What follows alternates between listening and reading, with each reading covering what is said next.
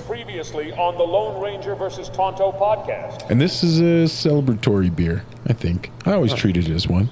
Cool. My favorite, absolute favorite Saison, top 5 beers of all time. I wouldn't mix it up like that. Speaking of, I don't know if Steven showed you, I sent a really cool picture from 1951, which somebody took outside of DiLisio's. Mm-hmm. And anytime I say your guys' name, that particular image comes to mind, and I've never actually had one. It was always painted by my mom. Yeah. My mom would talk about DiLisio's, and then so I was just painted, and then so when I saw this picture online, I thought that was super tight. I think you've sent it to me before. Not that one. That was the first time I've definitely seen that picture before. We might have the picture. I didn't know that it was the grand opening picture, though. That's what the article you sent said, that it was the grand opening. It was the grand opening of Raton Pass over to the theater. Oh, yeah. The El Raton. Yeah. Now owned by the guy who owns Sexy Pizza here in town. All right, so this Keep answering as I Saison DuPont, is this paint? Paint? No, not quite.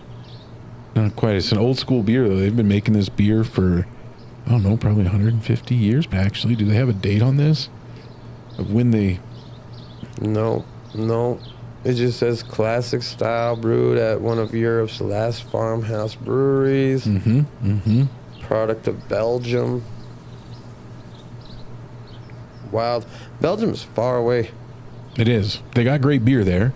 And like a Saison, really delicate beer. It's kind of not champagne-y. They don't have no good cans. Well, this is the first time I've ever had this beer in a can. This shit just cracked on me. It didn't even... I had to grab it from a different place. Man, Yeah. I got a faulty can. Who made these, Ball? Probably, I don't know. But I've never even seen it in a can until like this year. Before, it's always like a bottle format, big one singular bottle. And then they started doing 4-packs of cans of it. And it's awesome beer. I love it. It's, like I said, top 5 beers of all time for me. I think it's so delicious. And I'm curious to know how you think it tastes. This is top 5 for you, huh? Mm-hmm.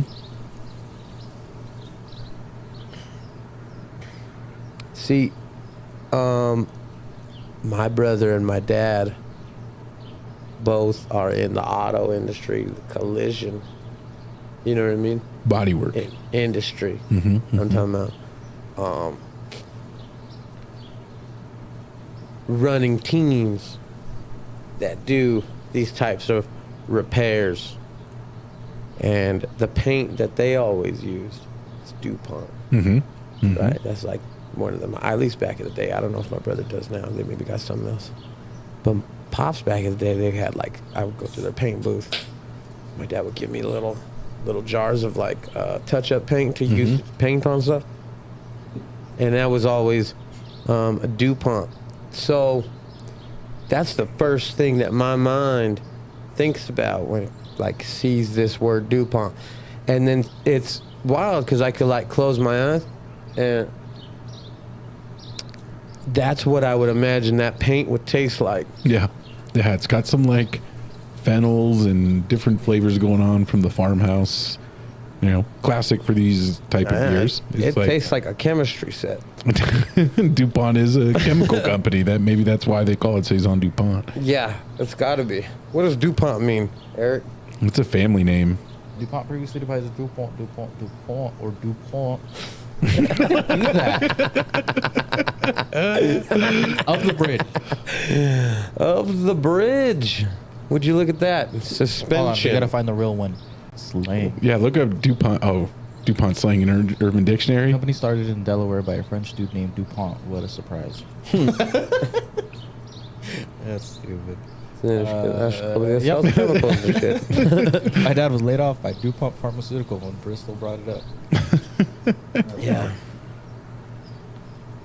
So is DuPont Terps part of the same family? No, I don't think so. Yeah, I'm not gonna. But I don't know. It could be the same people. This definitely ain't on my top 5, but it's cool. It's all right. What are your top 5 beers? Top 5 beers right now off the top of my head in no particular order. Okay? Okay, that's fair.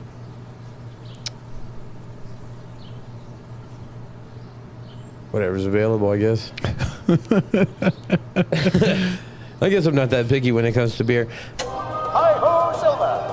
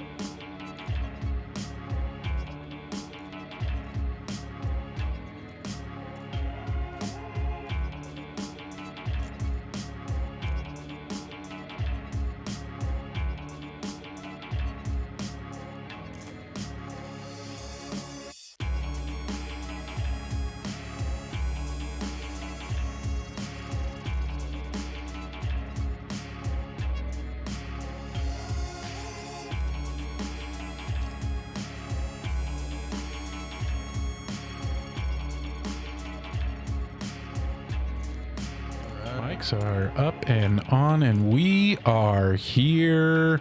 It's July. Navy. It is July. It's a great month. Was you born in July? I sure was. Julier. I was trying to figure out how to sneaky that joke into. That's I don't know actually. Maybe it's George Lopez or somebody. Oh, that's a Victor Romero original, I'm pretty sure. I was gonna call it a Joshua Romero original. If it can't be. It's definitely from your dad if Josh ever said it. Yeah. No, I think honestly, in all reality, I think it's a George Lopez joke. It's an old one though. So But didn't he steal a bunch of jokes too? I don't. Yeah. I don't know about all the. I mean, some. I think. Or am I thinking of Carlos Mencia? Carlos Mencia Definitely did. They both had like sitcoms at the same time when that came out, and I always confused the two of them because That's racist. Well, one of 'Cause- them was always on a trampoline jumping, so they were. Yeah, that's how the intro of George Lopez. They're all on trampoline. a big old hit. Ernie would come up. Okay. yeah. I didn't watch either of those shows. That's why I think I got confused with them. I mean, George Lopez, I would watch that show a little bit because it's pretty funny. The Mind of Mencia was essentially. That's what it was called. That one was essentially a ripoff of the Chappelle Show. Really? I don't Yeah. think I watched that one at all. Chappelle Show? No, of course I watched Chappelle's show. Oh my god. The Mencia show. What was yeah, it the called? Mind of Mencia. Yeah, that man is accused of stealing jokes, and I've seen him defend himself by saying that he didn't steal jokes, that they were like the same premise, and we just came to the same premise differently. And then when you watch the jokes, They're like verbatim is what I remember. they're pretty fucking close to verbatim.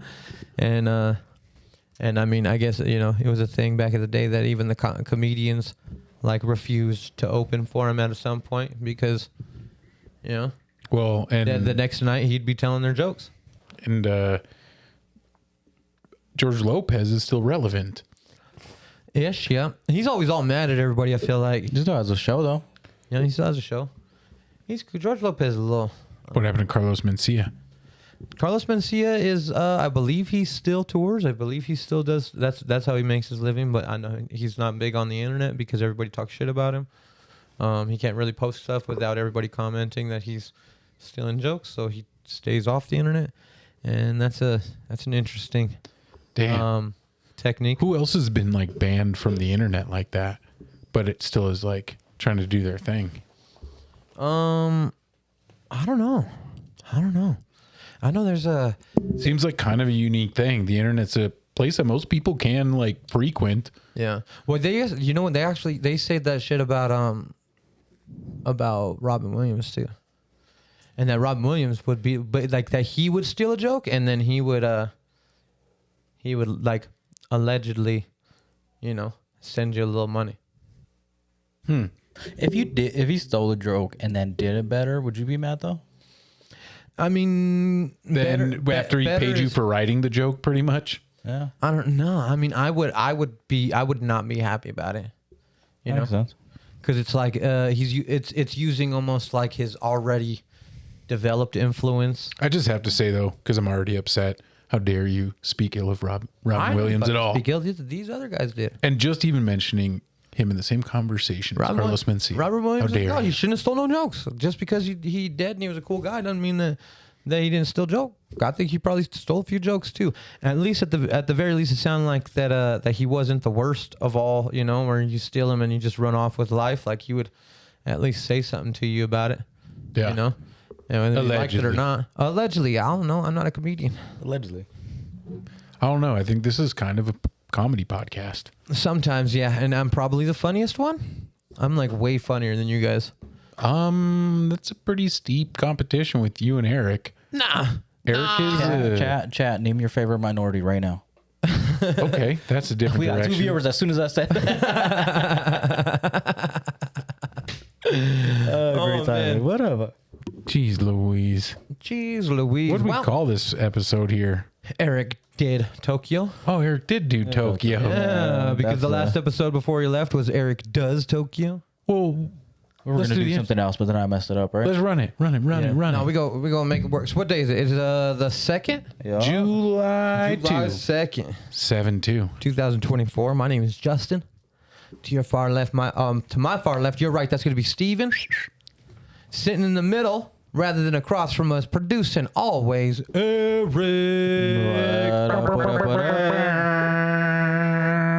The button's over there. I can't press it. No, And we this got is the Lone you. Ranger versus Tonto in this motherfucker. What up? What's up? What's up? Eric did Tokyo. Oh yeah. And I did do that. we brought him back. He wasn't going to come back. And so, They weren't gonna let him back. yeah. No, that shit was crazy. They didn't want him to leave. If you could, I wouldn't want him to leave either if he was hanging out. And I had to pay to leave.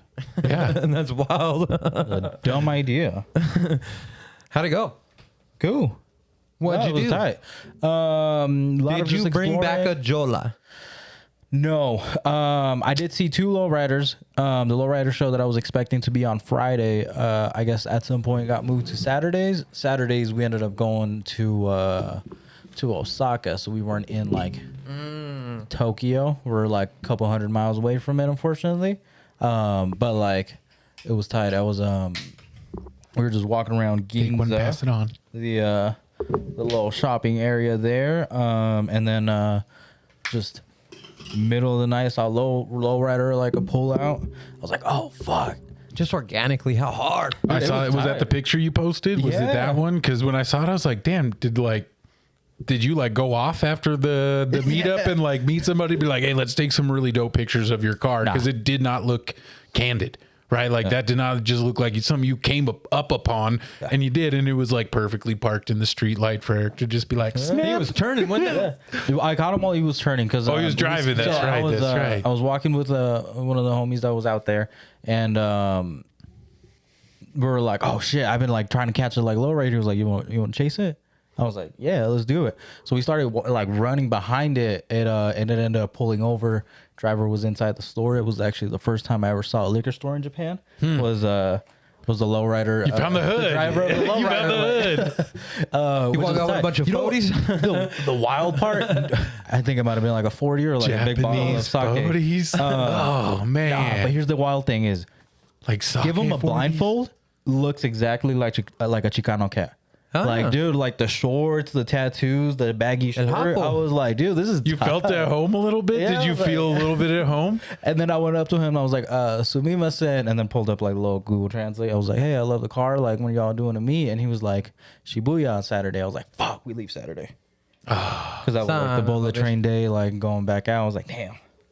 So fortunately missed it. But But you got to chat with him for a minute? Did you get to have a conversation, or was it just that? Nah, just that. I mean, he was booking up the liquor store. I don't want to interrupt man on a Saturday night. Well, shit, sometimes you like got a it. Thursday You don't or got no other time you're going to interrupt no other Japanese man in the middle of the night. That's true. You And then kind I of saw got to take another advantage. lowrider, It's like okay to like, people would understand, be like, and obviously they look at you, you give them a little explanation, right? Well, too late now to give you that advice, huh? Yeah, no, for sure. And then in Osaka on the second day, we're coming back, saw another lowrider, ran for it, trying to get the picture, and it was tight. Fuck yeah. Well, fucking A. How about in honor of organically seeing a lowrider when you thought that you were gonna miss him. I guess you found out that you were gonna miss him by seeing it, but still, what a fucking strike of luck to even find out that way, because you could have just found out by showing up that day and nobody's at that park. And it's real easy to be in a new city, let alone a new country, looking for like the cultural experience that you might expect from that place. And especially when like you're like, I know where that culture's happening, I'm planning to go there. That gets ripped from your schedule and you're like, fuck, it's gone. Yeah. Right? Like it's so hard to even just get the cultural experience you want. Get close on the camera real quick. I wish I'm going to try to pull it up here in a second. That was the one in Osaka. I was like, that just worked out perfectly. The change is, That's hard as fuck. Like, so even though you missed it, you still went to Osaka and you still saw another one. How hard is that? Yeah. And I feel like that's a testament to that culture in Japan that like, it's that real out there that you can run into it even when you're looking for it, right? Like you could definitely go to the wrong places. You know where it's not going to be, you know? Yeah. But even when you were just like, you were walking with the homie was the first one. And where'd you see the second one? Osaka. That was a couple 100 miles away. Well, a testament to the culture and our respect for their respect of the culture. Yeah. Let's run past this beer corner real quick. Hell yeah. Let's introduce us real quick, Guy Spencer. Let us know what the deal is. Look, do we put the graphic back up? Do we have like a? Bad. Let's make a theme song for the beer corner right now. Okay, let me call P-Docs. Call somebody and have him do a beat for us. Fuck. All right. Next time we'll have a little bit of music, just real quick. But for now, we'll have Eric beatbox the intro.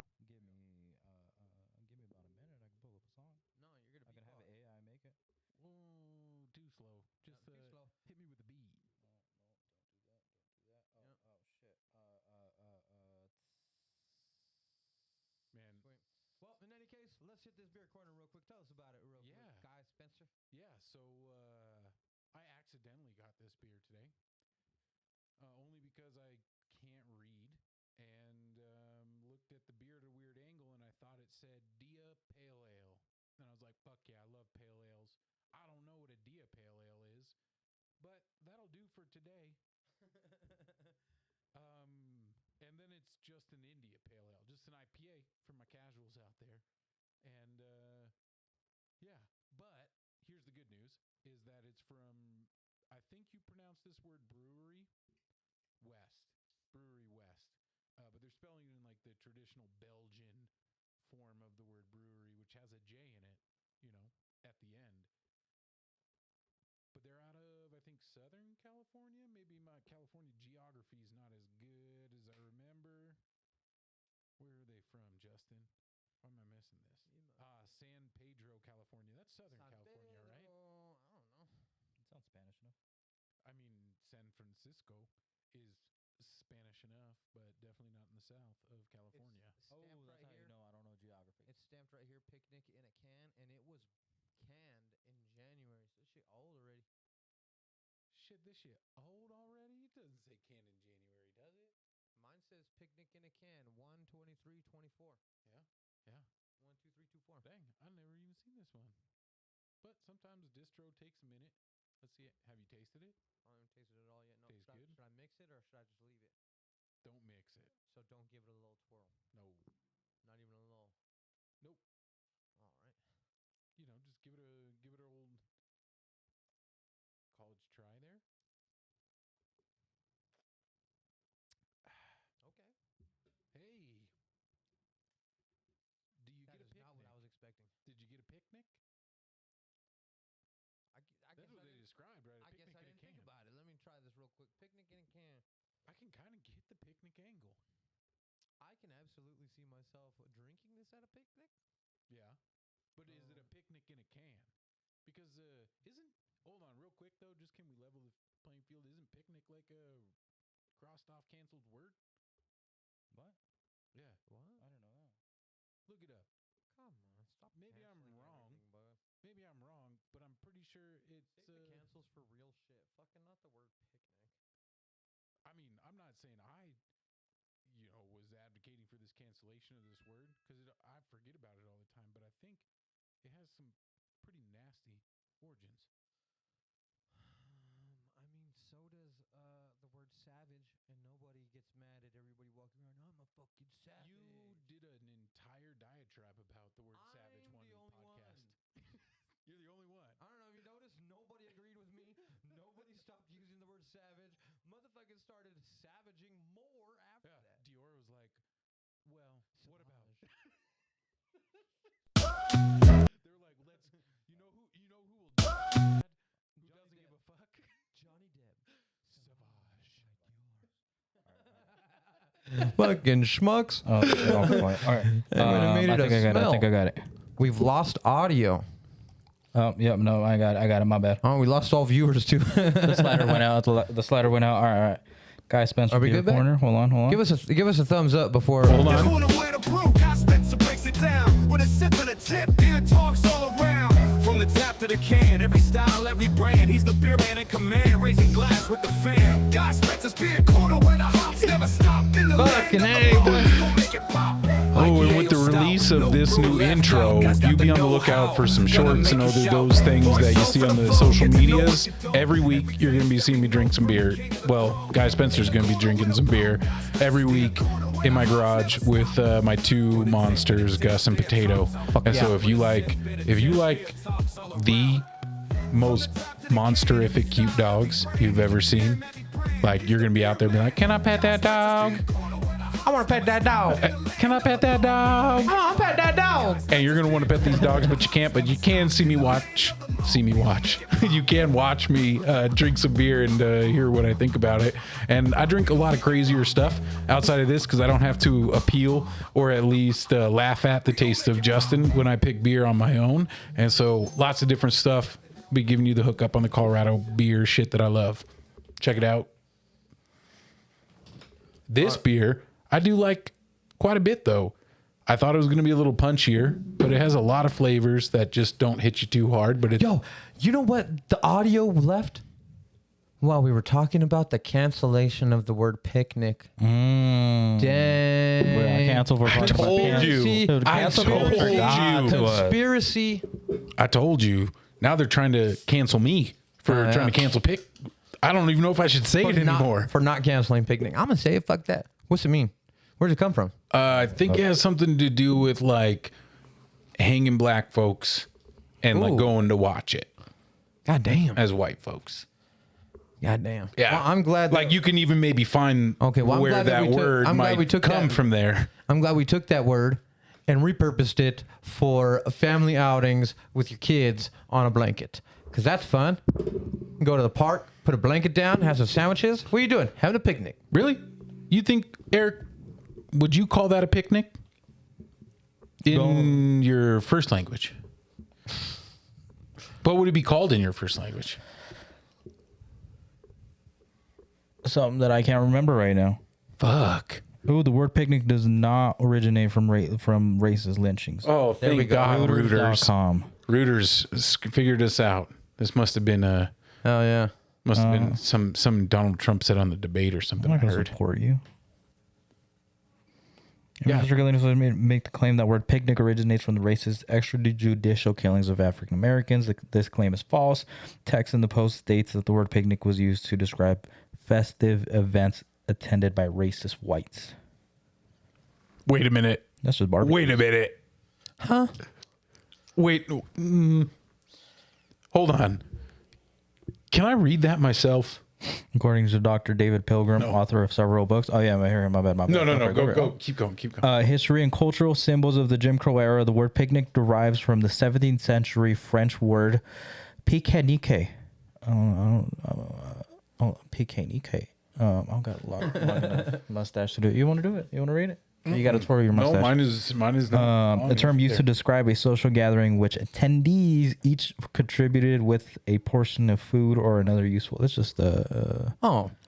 So they're just saying because it was French people, they must have been racist, which is probably true, but that's not it's not like that was like 1700s, everybody was racist against everybody. So it's not like that was a criteria of attendance. You know, they're just making a blanket statement when, like when you're like, oh, the Declaration of Independence was signed by a bunch of racists. Yeah, that's probably true. But it wasn't like they were putting that particular stuff besides. Yeah. They probably three-fourths of a person and the merciless Indian savages. But we'll go ahead and leave that part out. They were essentially trying to say they were trying to include mankind in their thing. So in any case, Yeah. I hear that. It's reaching when everybody want to make goofy stuff into goofy stuff. Next they're gonna say we can't say barbecue.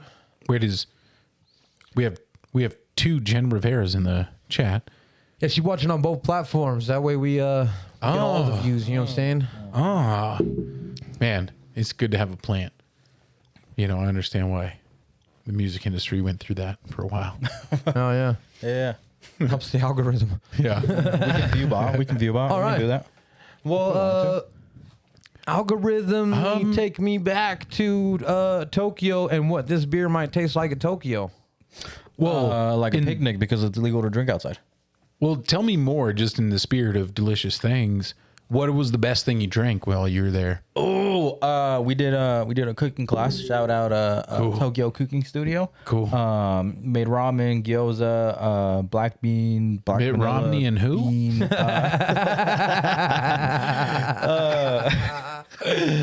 Oh man, that's tight. yeah, I told you I'm funniest. I wrote that joke. Everybody.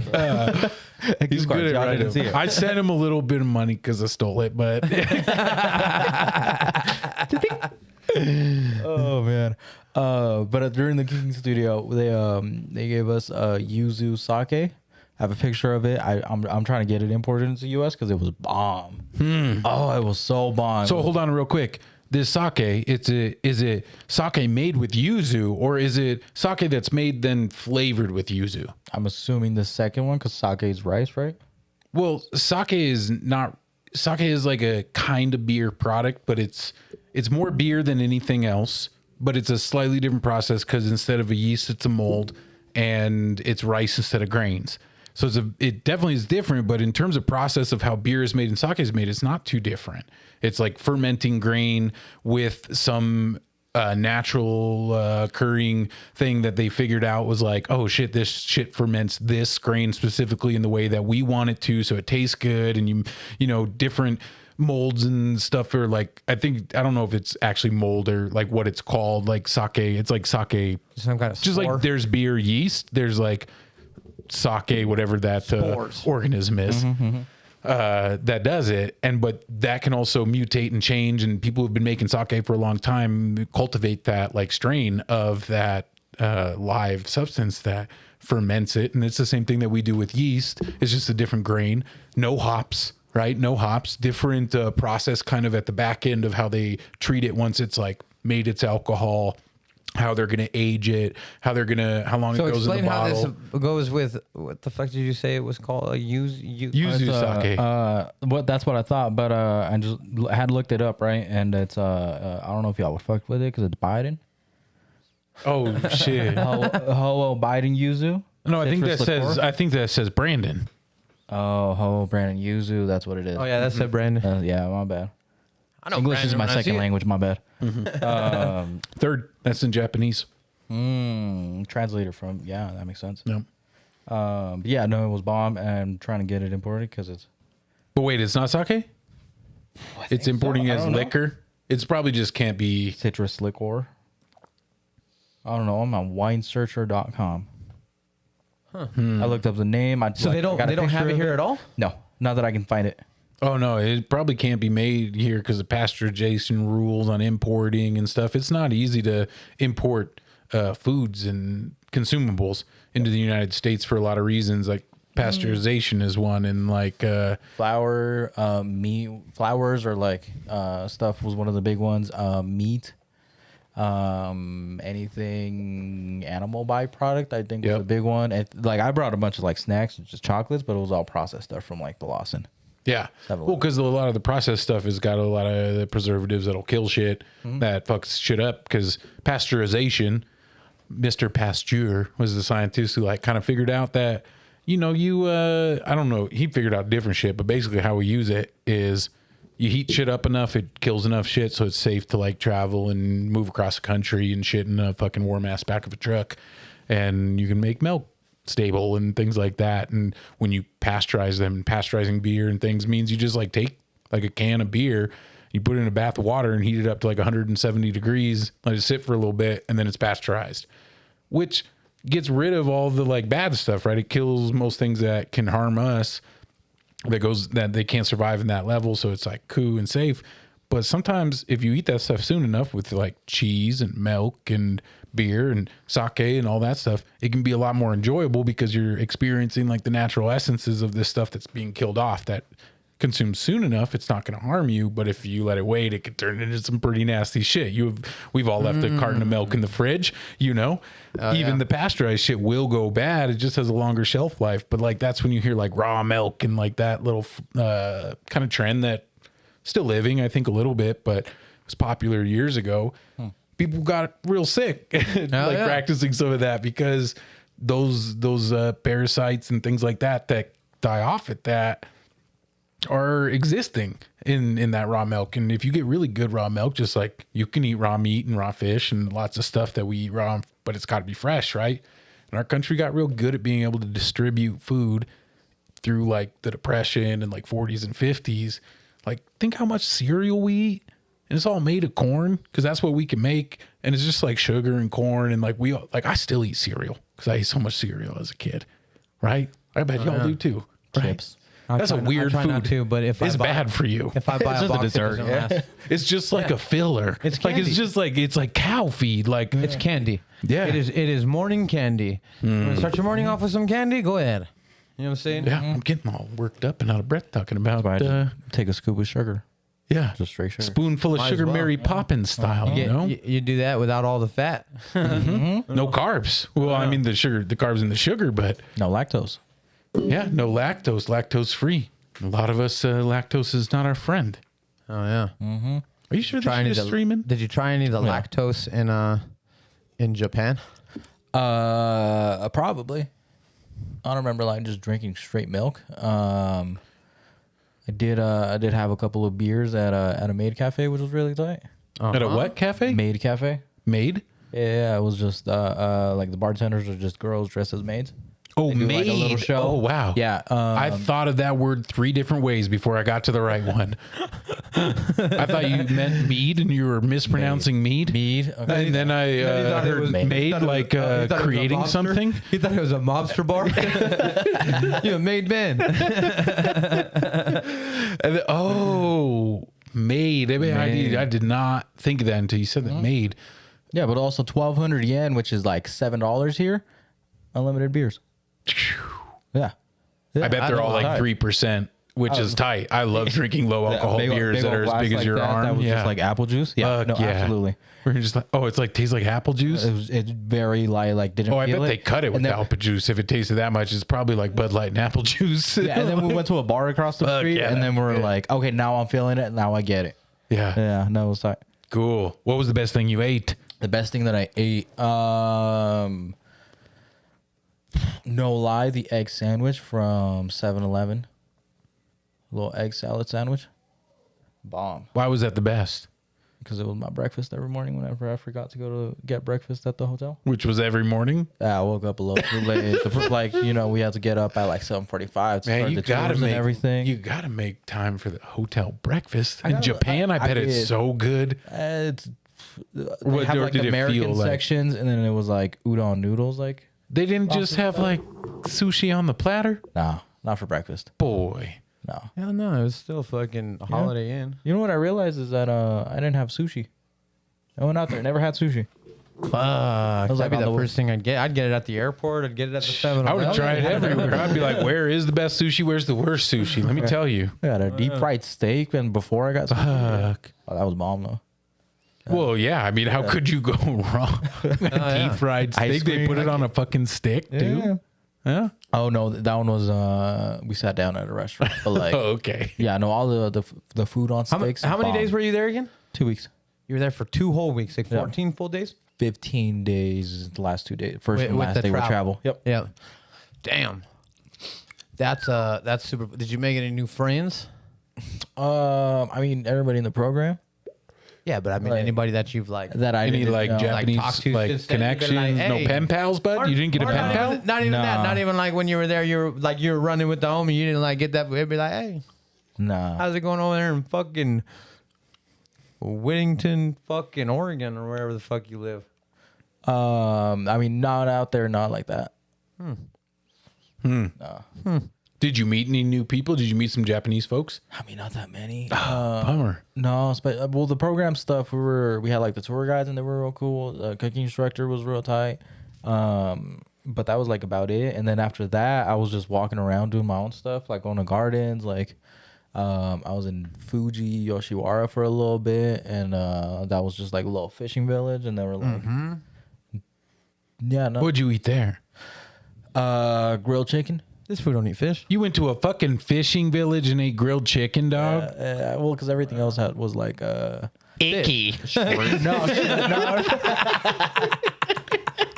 it was looking at me weird.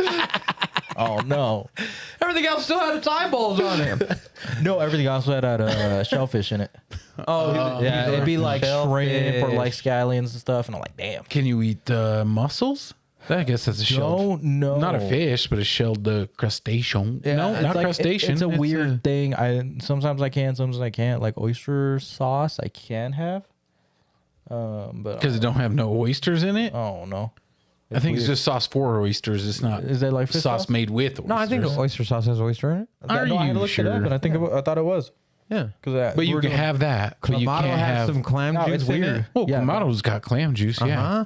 that's what Fucking- makes it Clamato. Yeah, that's why I don't drink them. Yeah, well, that's what makes it oyster sauce, my guy. But clam is for sure a shellfish. It's like baby powder, right? It's made out of babies. Huh? Baby powder. Baby powder's made of, I think, Baby. 90% baby. At least. I think it needs I to be mean, like it used to be. That's why it's so soft. Now who knows what's in it? I like that they only use white babies. yeah. That's fucked up. The powder's That's not white. Funny. Don't laugh at that. The powder's white. Yeah, I've read on brand. something about that on Project 2025. They were trying to like. What is switch it up with that? I different saw babies. somebody Yeah, what is- posted that. What is the project? what They is only Project told Gen 2025? Z about it, I guess. And so, like, maybe you could fill us in. I think I I've have seen. the tab open. It's a 900-page, essentially manifesto from the Republican side. Mandate for leadership, the conservative promise. It's a 920 When you say the page, Republican side, can you be more specific? Kevin D. Roberts, PhD, and edited by Paul Dance and Stephen Groves. I don't know. No, I just who looked like it up. sponsored making let them do this? Oh no, but it has like it's like Pepsi. 920 pages. Probably that's not. like I'm just kidding. Probably kind a of religious the one. playbook for a bunch of stuff. Including? Heritage Foundation. I don't know. I heard about it. I was like gonna read it, and then I saw 920 pages, and I was like, Tell ChatGPT to tell us the most racist shit in there. Point out It's a test for ChatGPT to see, and it's also so that we can understand this better without having to read a 900-page document. A explain project. to me what Project 2025 is. You don't know about it. Explain to me what Project 2025 is. Keeps giving me different shapes. I like, don't I know don't which know, one's this- loading or not. It's just making shit up now. Yeah, and like, how do you get your GPTs to talk to you like that? Mine don't look like that. Oh, you gotta press the little headphone thing there.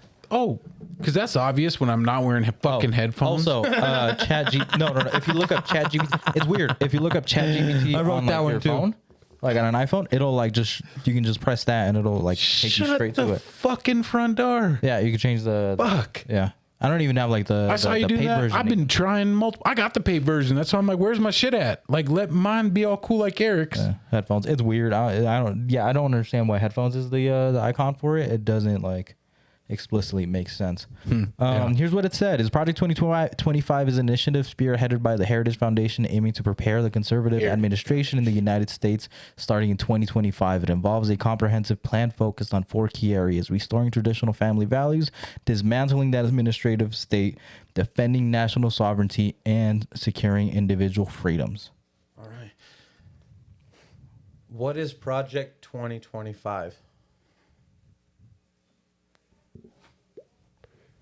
Search 6 sites. Oh, I forgot that it opens. Project 2025 is a set of I can't just make it say it to me. Oh, there we go. What is that, Grok? Tank in the United States. It outlines a plan for how a Republican president could reshape the federal government and implement conservative policies. The project has been criticized for its potential to undermine democratic institutions. That was a comprehensive plan focused on And that's Eric talking again. Yeah. Was that Grok? What was that? X everything app? No, that was Gemini.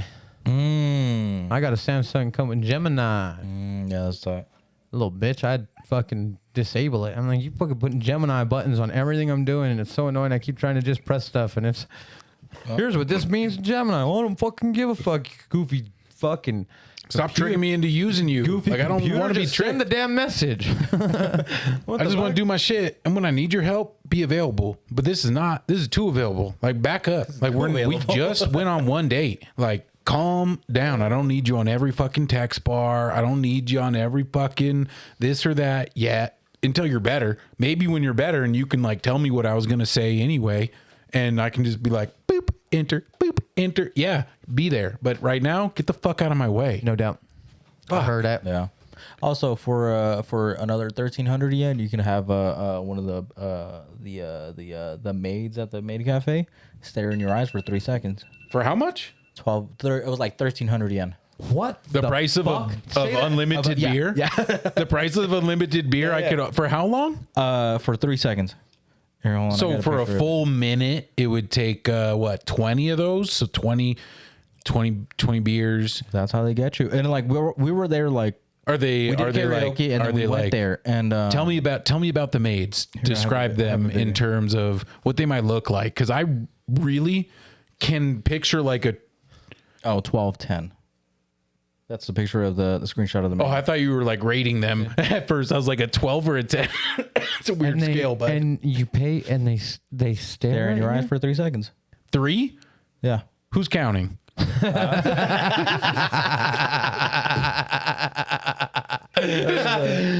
Oh man, You guys really should hit up Justin for these jokes, man. If you're writing comedy, like it's so I'm easy. so funny. I'm way funnier when other people say my stuff. We got to have like a full show because there was like a group of like salarymen on like at the table next to us that were just going all in, buying everything. Like They're just like round the Did you shots, see- round the Yeah, yeah, yeah. stairs. Did you see any of the panties fucking vending machines? nah, a lot of I heard cigarette about vending those. machines though. Yeah, I mean, hell of vending machines everywhere. And I saw some vending machines this weekend for some eyelashes. I was like, what? I had to take a picture of it. I think I accidentally drank carbonated milk. Ooh, cool. Out What there. the fuck? Well, because Yeah. all the vending Fuck machines yeah. have like one water bottle option, one that's water, but it's like electrolytes, so it's just like the white Gatorade, and then like just a bunch of other stuff that looks like water, but like if you don't know how to like what you're looking for, like I just pressed the button. I was reading the Like, label. there and it ain't said, enough pictures on from this the- shit. Too many characters, not enough pictures. I need like a peach to know what I'm getting. Like, give me a peach. I need a peach water. I started reading the label. I was like, and it said something about like the biggest manufacturer of milk. Just on like on the thing, that was like one of the few English words on like on the bottle. So I was like, this is weird. How was it? That was cool. Yeah, I bet it'd be This good. was tight. A carbonated milkshake is probably what it tasted like. Just like a thin carbonated milkshake is probably sweet, right? Like a little sweet, bubbly, milky. Like it's just like a milkshake. Like, yeah. Probably had some vanilla in it, I would guess, if it was just white looking. Yeah, it's probably bomb. Like No, it was cool. you ever had, I remember when I was a kid, I lived in Minnesota, which is a little different than living in Colorado. But have you ever been to the state fair in Colorado? It's probably the most like Minnesota feeling thing I ever felt.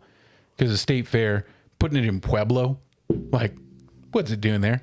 What's it doing there? But Keeping Denver out. yeah, but you go down there and you get to go experience like a state fair experience like you do in like the Midwest for the like Minnesota. And one of the places I remember being a kid being like, damn, I want to go there. Oh, I want to go there so bad.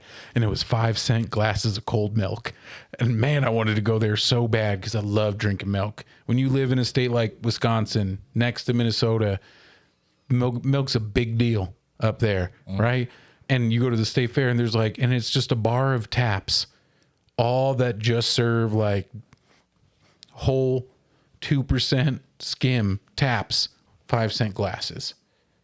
I never even got to go before we moved. It's probably best for you. Well, yeah, my parents were like, no, you're not drinking fucking 4 glasses of milk when it's 100 degrees outside and you're fucking 7.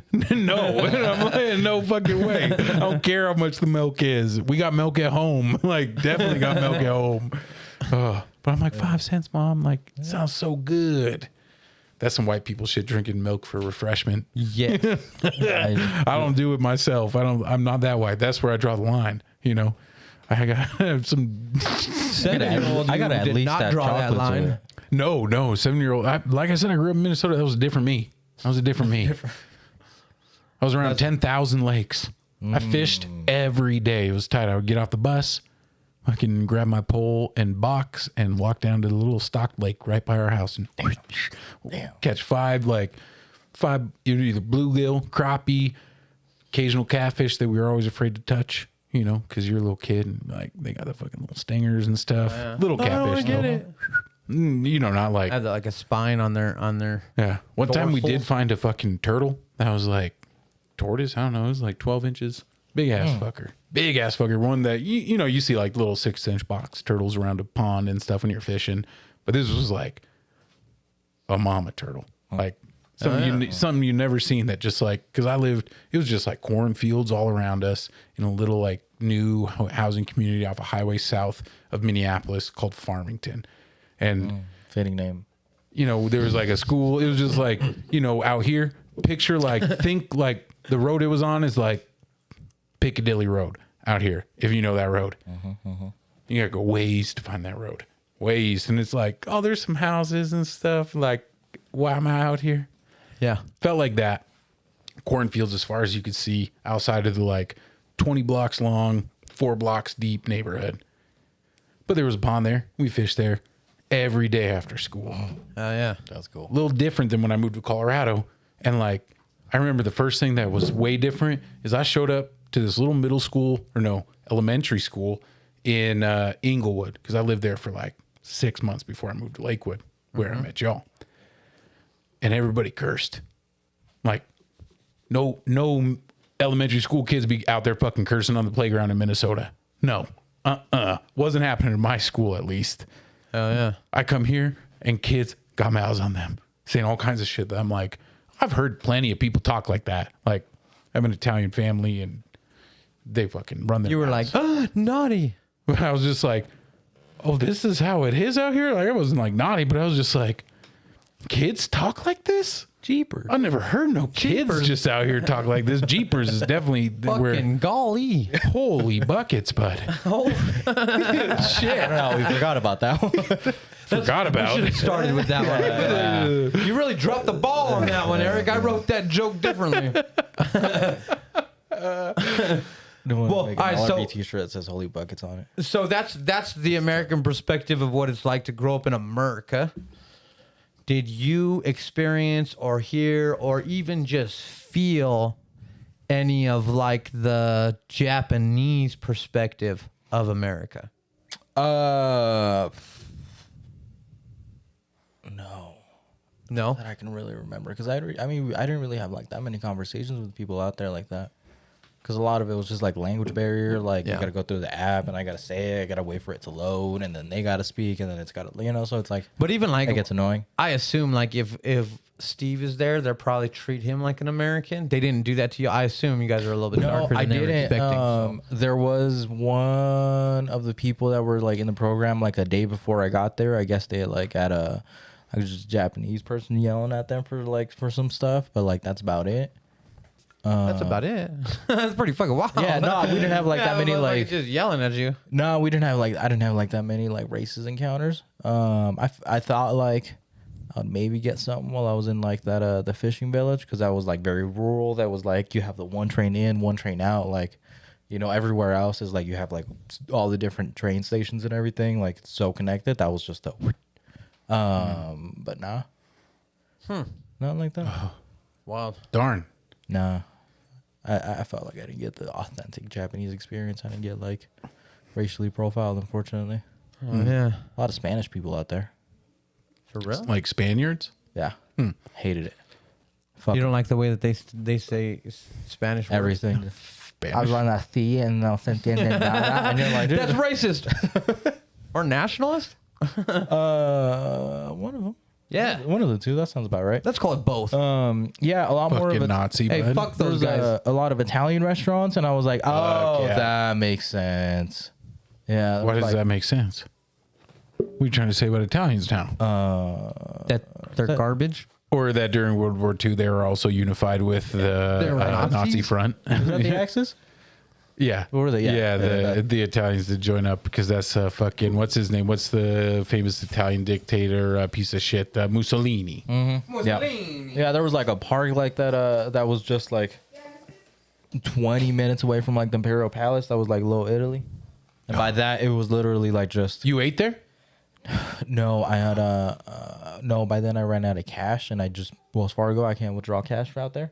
It was stupid. But there was like it was like the little key trucks that I really want. That's just like these little tiny box trucks. I don't know what they are. Yeah. That Little turn into, like, Nissan. yeah, little Subaru Sandbar. I have a bunch of pictures of them. But yeah, they had little food trucks out there, but it was like all American food. You're like, a well, Hawaiian I'm not spot? I really was here like- for you. That's Yeah. at least closer to America. Did I get a picture of it? No.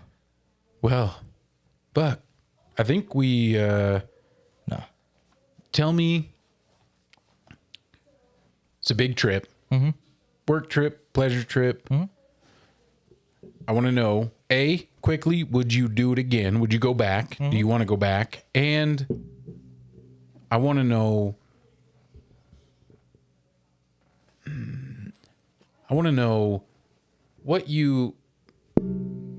what value you got out of the trip. I absolutely do want to go back. I want to know the language when I go back though. I do want to have like that conversations with people, but like, cause I was in You really experienced a language barrier then. after leaving Osaka, I went back to Kyoto for I had to stop by and pick something up, and then that's when I drove out to or went out to the middle of nowhere on the bullet train. But that's where I went and got birria tacos, and they were like the best tacos that I've ever had. Low Japanese, man, in a low just little hole in the wall spot. And when I mean, like when I say hole in the wall, I mean it was like take this room, cut it in half this way. That was his kitchen, like little area that he was cooking in. Okay. Handmade tortillas with like the black corn. Was this a Japanese appearing man that was doing Yeah, this? Japanese man listening to corridos, little peso pluma while I was out there. Like, dude, this is tight. Was the lowrider spotted near there? No, No. No, that That's was just a different part of the culture. You're was like experiencing a whole different part of Japan. an hour away from there. What? Yeah. I'm a little blown away at how deep that, like, what is the proper word for that culture? Is it like, I want to say Culture cholo? vulture? No, like, The cholo culture is yeah. or like, is the Tacos out there. Handmade tortillas and shit. in a room half this size? You know, the one we're in? Here, let me see if I have a picture of it. About to undisclose this dude's location. Oh, but it looks nice. A little It's taco clean. stand. Yeah, It's no, clean. that's the biggest thing is like everything out there was clean.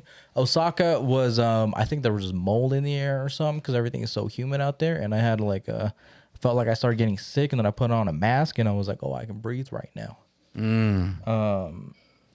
Yeah, it was weird. And then I got out of Osaka, and I was like, I could breathe better. But yeah, no, definitely do want to go back. There's so much like, I mean, it's so big. I was just walking around everywhere. I didn't really travel by like train too much whenever I like. Yeah, and that's like a double-edged too. sword, right? Like Yeah. you want to see things, but you want to spend time in places. Like you Yeah. can see how deep these like and how rich like these places are.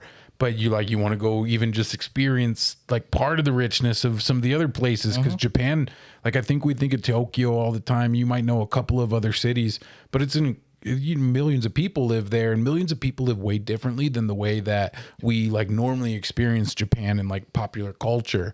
And man, I've wanted to go for so long because of that reason, and like from cultures that are like feel like you're stepping back in time to feeling like you're stepping forward in time to cultures that like are these weird mixes of like, oh, this is what life could be. Like this is what a city could be like, because they have densities of people like us that look way different in how they live, you know, and how they're distributed in people. And much more planned out. We also, the United States fucking demolished a good part of their shit. And that's a reason for that things feel a little bit more advanced, because they were also like, we got to rebuild all this shit because it's all fucked up. U.S. is going to help us a little bit. They're our ally now. And they were like, let's do it right. And where the U.S. is like, let's do it like the way that the people who have money want it done.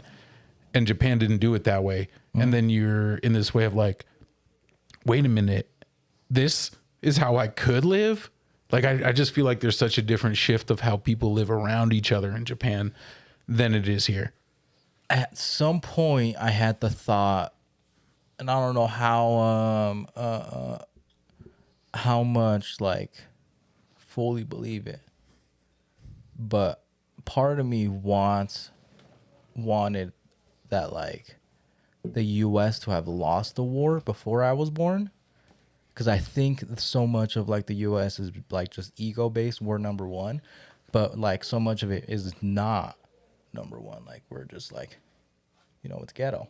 Like, Well, but like, I mean, you're talking about World War II, and since World War II, you look at nearly any like violent, really terrible conflict that's happened in the world, and eventually, usually some part comes out that the United States had a pretty good hand in making it happen, not just doing it or supplying it or funding it.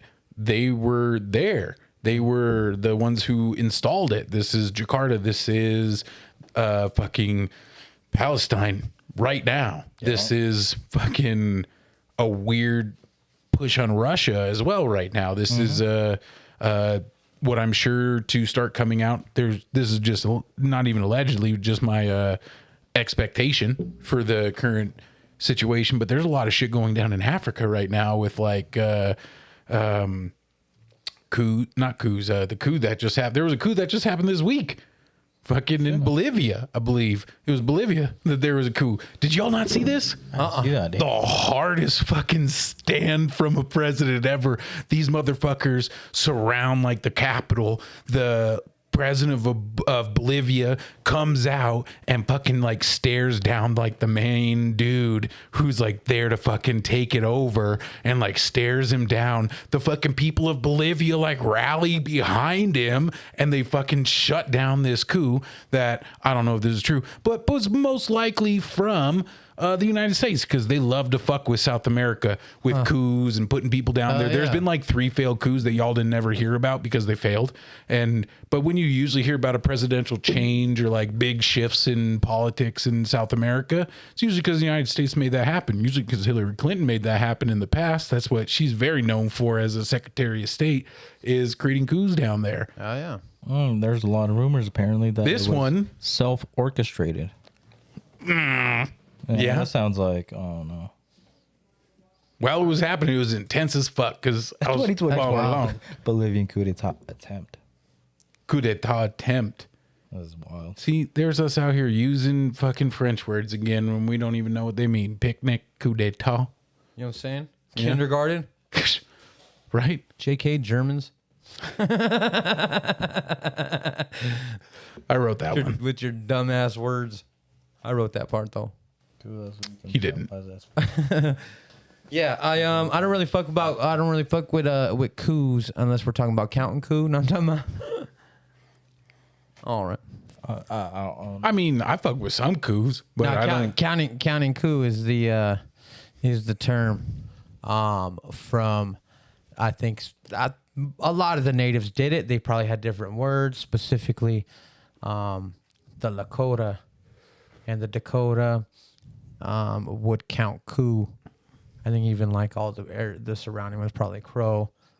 Don't yell at me if you're Crow and this isn't true. But in any case, counting coup was, they would count coup like on their spears or weapons, a stick. But what they would do to count coup was, in battle, you would get close enough to touch somebody with the blunt side or the stick side of your weapon, not to hurt them, right? You're not counting coup by striking them down.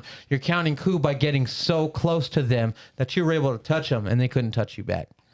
And so that was counting coup. So when when the warriors would count coup, they would be, 5 bodies in.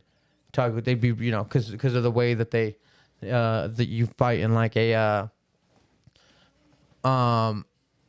approach retreat type of style, right?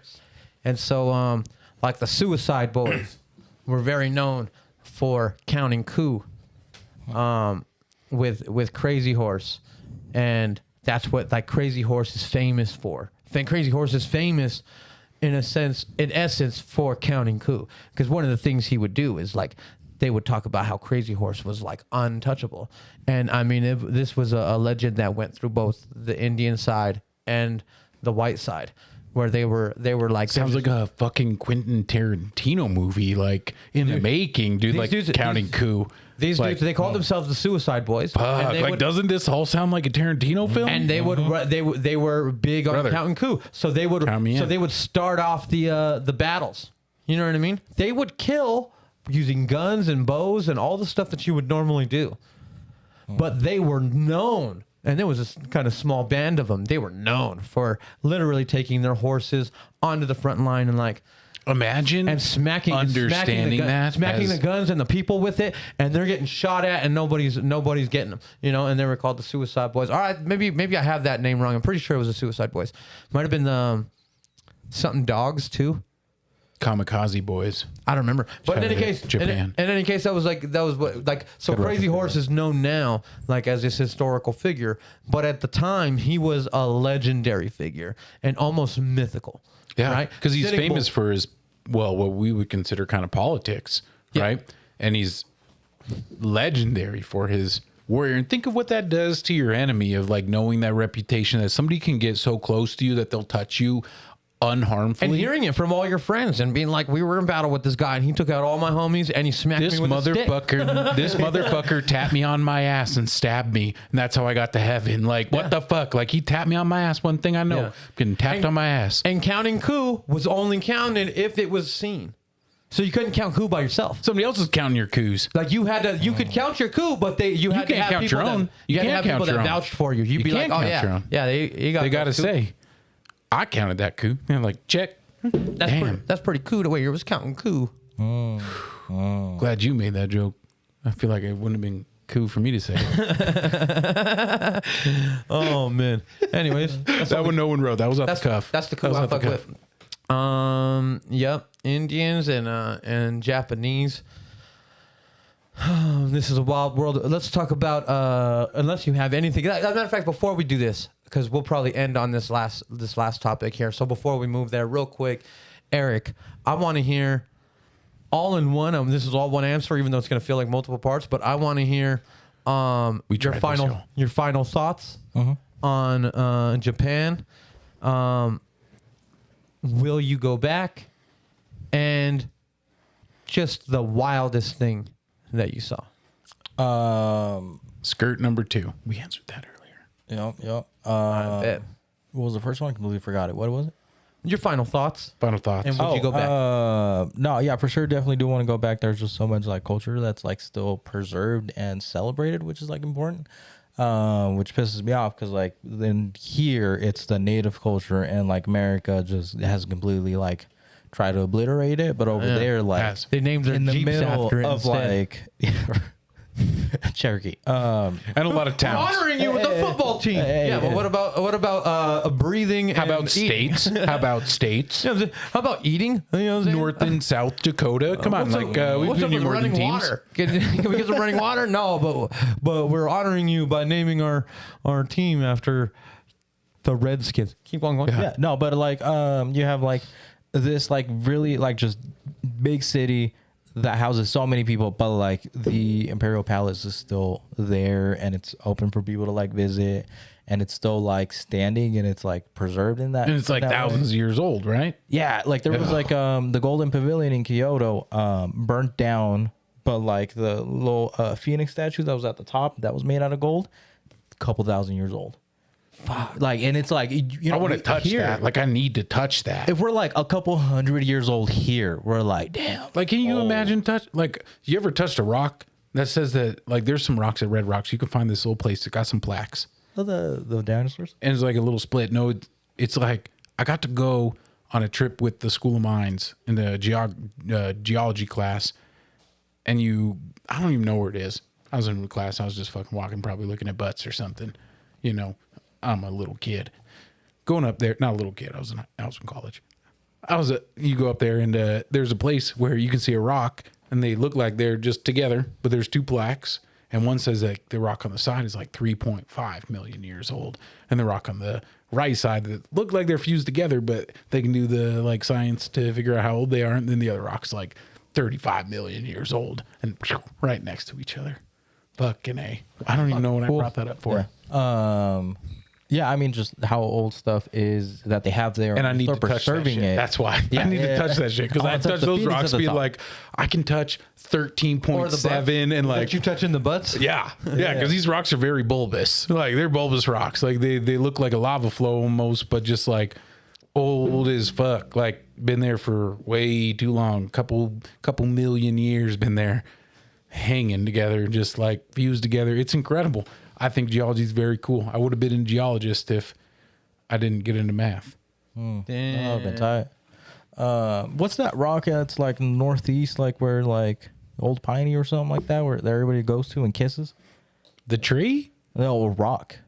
It was like but it's called Old Piney. That might. Are you sure you're not thinking of a tree? That might be something. Because there's some old ass trees up in Colorado. We got some ponderosa pines. I believe. Plymouth Rock that everybody like loves, and it's like no, that's the one that the fucking white folks landed on when they said they found America. Yeah, you know what's wild? There's a rock that they kiss. Oh. Pull up a picture of Plymouth Rock because it's literally you would imagine like your whole life you've been told about Plymouth Rock. It's a big rock, like it's the size of this room. You think that's a name for this big area? Plymouth Rock is like this big. It's a fucking rock. That motherfucker, it's got a plaque and shit. And maybe I might have saw some bullshit because I've never been over there. But I'm pretty sure it's like hardly the size of even a boulder. Like it might be a small boulder. I believe it. That's a boulder. I mean, how big of a boulder though? Are we talking 5 by 5 or 30 by 30? You could fit one person on it. One person could stand on this rock. We can fit maybe 5 people. They got a fence around it. Look at this shit. Look at this shit. They're seeing it? No. Fucking wannabe ass sand y'all garden motherfuckers and look shit. up Plymouth Rock because that shit is wild as fuck. Darren Garcia's on the stream. Yeah, what's up, D? He says samurai history. Any museums? I wanted to go. I wanted to go to the museums, but I just ran out of time to see them. This man was searching for lowriders, Darren. You got to give him a little bit of a chance. I was like, looking for lowriders, and but no, I went to like a bunch of the shrines, a bunch of the temples, and like got to experience the actual like history like that, which is like really cool. On one of like the last full days that I had in Japan, I was in Narita, and they had a temple. They were just doing like a little Buddhist ceremony. People would like take up their bags. They would hold it up over a fire, and I'm assuming they'd be blessing it. So like that was like cool thing to experience like at the end. But no, I didn't get to go any museums. Some of the people that I went to like the art museums, like and stuff like that. And I was like, damn, that looks tight. That's part of the reason that I do want to go back. It's like so much, and like even 2 weeks was like I was still like pretty rushed. Yeah. Even like how'd the filming go? Oh, tight. You got all the footage. Did you do any vlogs or you just fuck off? No. Well, you just told me to fuck off. That's cool. The first week I was doing like everything for the shoot for the doc, and then that second week I was like, Eric, we can have excuses or blogs. Everything, like, not both. Like no, I got some cool photos, but I mean photos still. No, you sounded really busy out there, man. Like. And you got to go back though and blog a little bit, and maybe LRVT will take Tokyo. Maybe LRVT does Tokyo. Hattori Hanzo. I don't know what that means, but it sounds cool though. Yeah, we're fucking coming for you, Hattori, and we're gonna be out here. Hell yeah! I got my street racing team. If everybody watching, there's 6 people watching, so if everybody watching donates $3,000, we could all go to Tokyo without you. So. Make sure you send in your. We can make it 2,000 each because the yen is. I'll throw 1,000 in. I'll throw 1,000 in. I got $20 on it. 60 yen for $1 right now. Okay. Right. I'm not mad at that. LRBT goes to Japan in 2027. Oh, Japanese steel. I did want to buy a knife for my dad, like a Japanese handmade knife, but like will we be around in 2027? Because did y'all watch the presidential debate that happened? Yeah. Because I did. the feelings that I got during it, because I was watching for Darren entertainment said value. 3,000. I'm coming too. Hell yeah, bud. Hell yeah. That's a $6,000 donation, though, Darren. Just be aware. You got to pay your way and ours. Sorry, brother. But, I think he's telling other people to donate so that he could go too. oh, okay. Bringing it back I like to the that. I like 3,000, Darren yeah. was invaluable. Yeah, for our live absolutely. podcast. Fucking shout out to D. Like, think of how our first live podcast would have went if we would have had Darren there on Dude, I want to make staff. I want to make it clear real quick that that live podcast. I don't know if you guys saw it. It was one of the LRVT after hours. We went live at Spoken Words rap battle. Shout out Who's to got Spoke. the juice? Who's got the juice? Got the juice? And we had all kinds of really dope guests on. They were all part of the show, and the only reason we got them. Three because of of D. the top four in the finals, finals. of the battle And were on the only- show. The only reason we got him was because D was running around grabbing them and pulling them. They had no idea what they were even going into. He was just kind of like, "Yep, we signed you up for this thing. Go do it." And then they went and did it, and it ended up being one of our funnest episodes. So shout out to D. If we go to Tokyo, you're absolutely going because we're gonna need some. Yeah, you know what I mean? LRBT Some Live, I don't Jono think can to- go on again without D around. Because when we first did our live show, shout out to everybody who was there over at the Bar Red. Shout out to Bar Red, yeah, of that was course. fun. At the Status, the Marlboro Man out Status. there helping us out for the show there. We're going to do another live show, I think, before the end of 2024. We will Hell do yeah. another live one. We'll just see where it's We'll going do to it happen. soon. and all Fuck that. it. We should do it soon, but a live audience show, not just a live show at another venue, but a live audience show where y'all can come, hang out, kick Hell yeah. it, fly in from Norway because I know my Norwegians are out there. Oh yeah. What watching. about the Hungarians? Shout out the Hungarians that are coming through to beat up. I think they stopped Guy watching a Spencer. couple episodes ago. my bad, y'all. You know, No, but honestly though, in all reality, besides Tokyo, yeah, I watched the debates. I'm not super optimistic about our near future. Sure. As a country, I think that we're all collectively smart and caring enough, even when we disagree, that I think collectively we could be smart and caring enough to get on the same page and turn some of this shit around. But I don't see that happening anytime soon, as far as like the next even decade. I feel like it's. I had this thought before Donald Trump became president that that maybe it needs a shit show to get us off our ass and to stop listening to the fucking the narratives that are propaganda to us, whether that's a verb or not. Propagated, I guess, to us through propaganda, and I don't think we're going to, but MSNBC and all the lefties are finally on board with telling Joe Biden to fuck off. 3 weeks ago, they called people like me ageist and ableist for saying so, and now they're coming out and saying that you should probably step down or step aside and let somebody else take the reins. And I will say that there is one person that polls in maybe a slight majority, hardly, but a majority of polls that polls winning against Donald Trump. That's RFK Jr. And he just said today on Breaking Points, which is an independent news source online. I highly recommend it. I really fuck with it. I feel like it's extremely balanced and designed to be balanced. So it's not something that's like a fluke. It's designed to be that way, and I really appreciate it. that makes me skeptical right there. Designed to be balanced. It's designed by the two hosts that left The Hill. They originally had Rising on the Hill. They were the ones who got that popular. And then The Hill was trying to hit them with the corporate type of like, the same corporate like, yeah, but we have donors and yeah, we have, you can't say that about those people because they're supporting us in this way. You got to cut that shit. And so they left. and they made their own platform on YouTube, and since then have hired multiple journalists from all different types of very highly regarded sources on both sides, and that's the way they play it. So Breaking Points is Sagar Anjetti and Crystal Ball. Crystal Ball is a very socially conscious liberal. Sagar Anjetti is a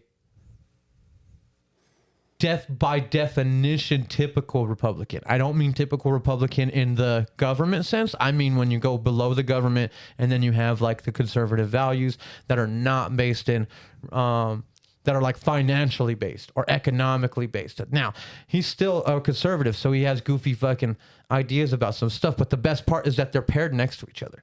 So one can't take over the narrative over the other without the other coming back on him and being like, well, that's actual bullshit. You can't sit there and spout that these lies about this fucking thing. We know, and they go back and forth in a real debate. And a lot of times they come to conclusions against, especially the corporate interests together. They come to conclusions against the special interests that infect both parties, that don't represent the rest of our like population's ideas. And then they put together multiple shows across that that do all of the same type of stuff. There's another show on their platform now called Counterpoints, and that one's with Ryan Grimm. Ryan Grimm is he is a journalist through The Intercept, which is a liberal, I would call truth factory in a sense. A lot of the people over there in The Intercept do really good work, and have like and they're the people that are getting kicked out of the press conferences with the government because they're calling out Israel or they're calling out whatever, and they're getting kicked out of these places and labeled this bullshit. But it's like this is very far left leaning people, maybe not far left, but very left leaning people. And then on the other side of him is this, oh man, I know her name. It's going to give you a second, but in any sense, across from Ryan Grimm is this girl, and she's this woman. She's the Republican, and now she is pretty far right conservative. I mean, she's a zero abortion person. She's not even a contraceptive type of person. So she's paired with Ryan Grimm. Where does the Second Amendment lie in all these folks' opinions? I think that Ryan Grimm is a pro Second Amendment guy, although he's understanding about like he has that liberal perspective of legislation and what you would call like what's the word when you regulation, she's gonna be his counterpoint is gonna be totally no more libertarian, even like no like regulation at all on that. Sagar Anjetti, he's from Texas. I think he's about halfway through, he's half a Texan as far as that's concerned. Crystal Ball, I think, is neutral. I think she's really big on like that there are gun policies that we could absolutely implement. I'm not saying to take people's guns. I'm saying that there's, she's that side. But yeah, anyways, Breaking Points is really dope. I've really fucked with them, but that was not the whole point. I'm not over here to tell a Breaking Points commercial. And the point is, I was trying to make is Thanks, that Breaking Points for that. fucking A. Crazy rooming that entire time. And Robert Kennedy Jr. was on there today. Had an exclusive interview on there today talking about the debates, and he said because of his polling and that he was originally running as a Democrat, that if they asked him to, he would absolutely. He is a Republican by his nature of. He's more. Comment. He's not though. He's way more of an old school Democrat, and I don't mean old school like fucking KKK. You mean Blue Dog Democrat? I mean like his uncle and his dad. He's a lot closer to that kind of thing. Even when they say like, and I will say that I am not a huge fan. The biggest two problems I have with him are, one, just like fucking everybody else in government, he is one of these like we have to support our allies no matter what type of people, and so is not calling out Israel in that sense. That's annoying. And secondly, genocide will annoy you. Yeah, and secondly, on the vaccines. But he is absolutely mislabeled and misportrayed as anti-vaccine, and he's not. He's more of what you would call like a vaccine skeptic. And for as far as I'm concerned, that's an important scientific role. If there are no, that's the way the scientific process works. The peer review process works on skepticism.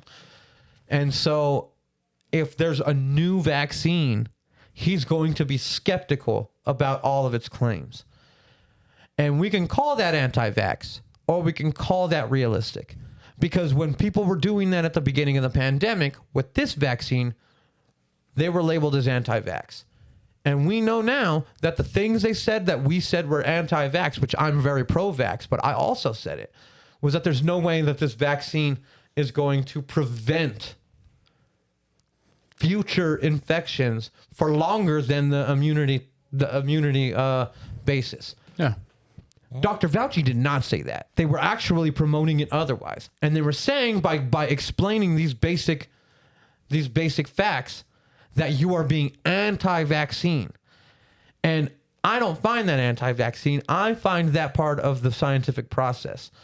You know, I feel like, of course, it's up to the to peer review. But I mean, RFK is also responsible for getting, I think billions of dollars for victims of Monsanto and places like this. And you could say that, oh, he's being anti-GMO, and that's not, those aren't the cases that he actually led. Read the cases. They're very clear that the people living next to these places were getting cancer, and they were very highly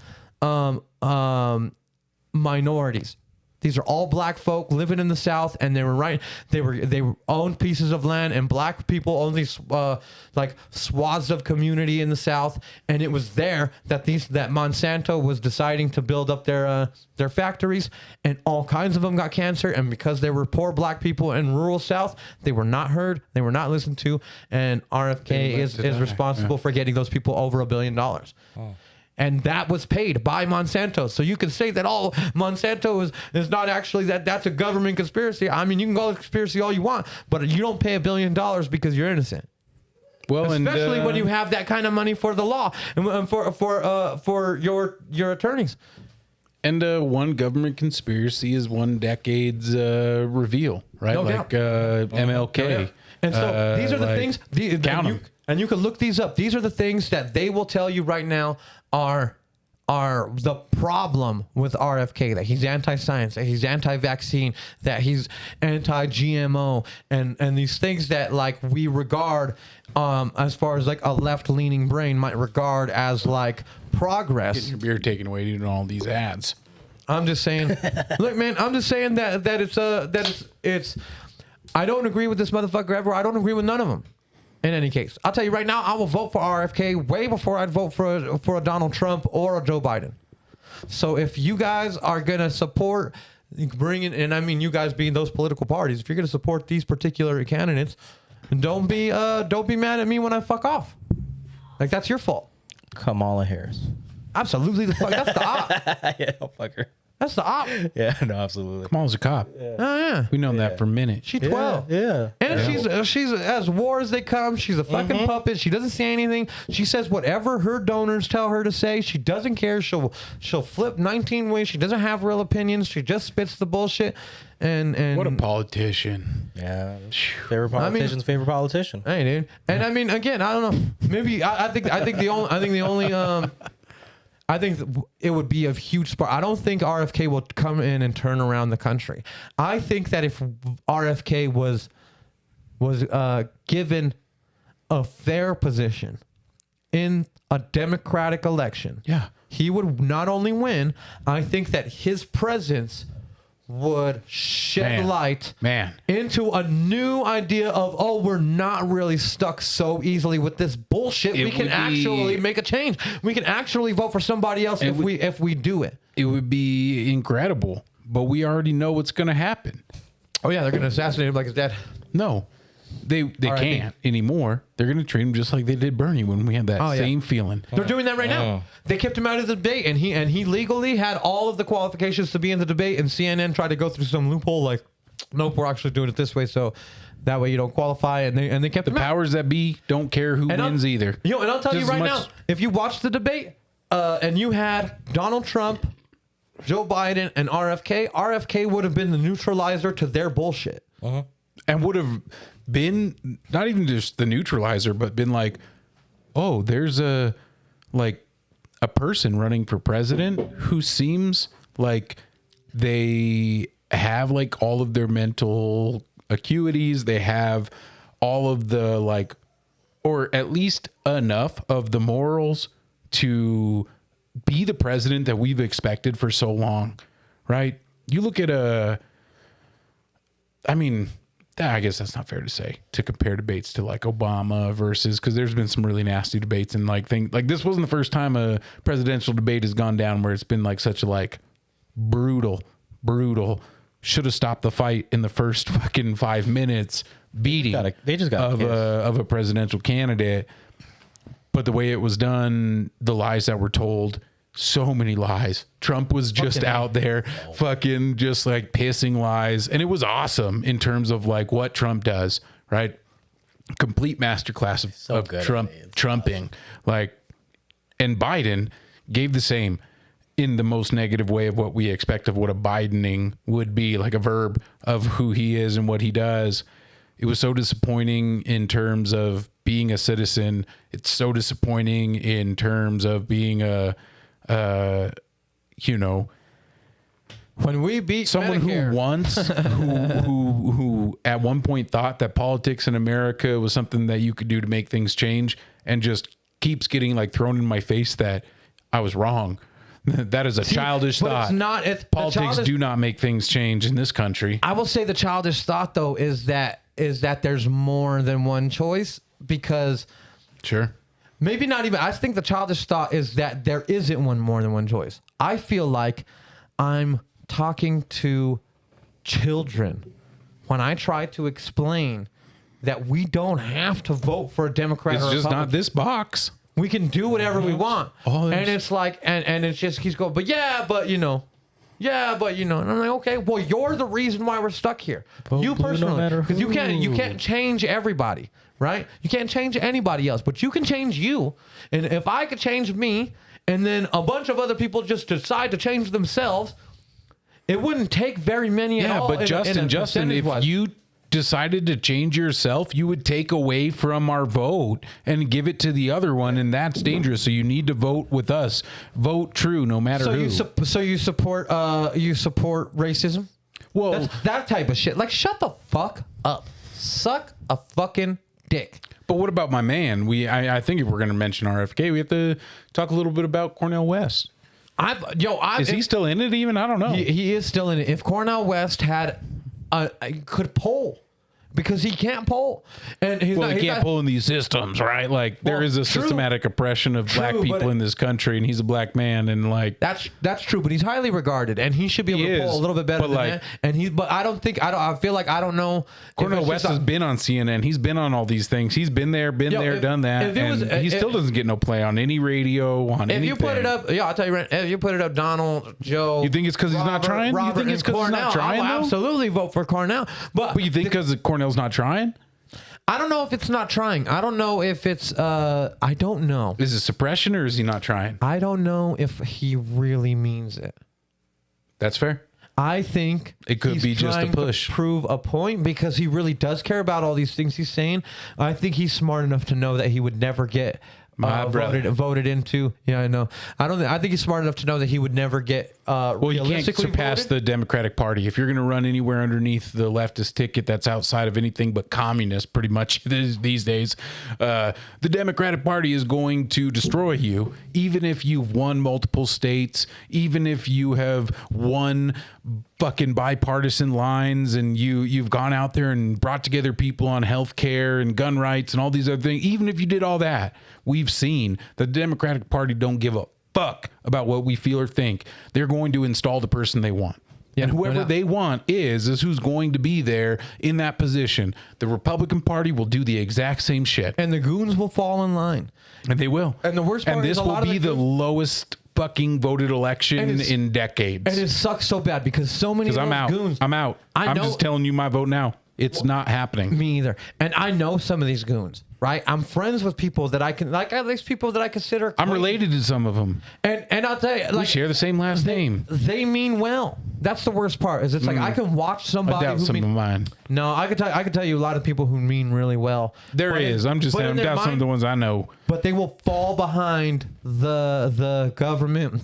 Not even government. The Democratic narrative immediately. Like they won't even question it. And I'm like, this sucks because you're so smart, but you've convinced yourself that you know it all.